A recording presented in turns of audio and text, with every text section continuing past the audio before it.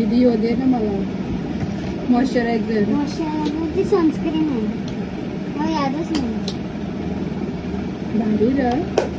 आणि हो काय आहे scrub scrub scrub scrub scrub मस्त आहे रे दीदी एक दिवस दे मला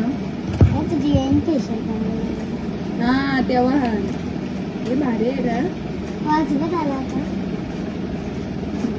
फक्त एक लिपस्टिक साऊची चोरलीस ना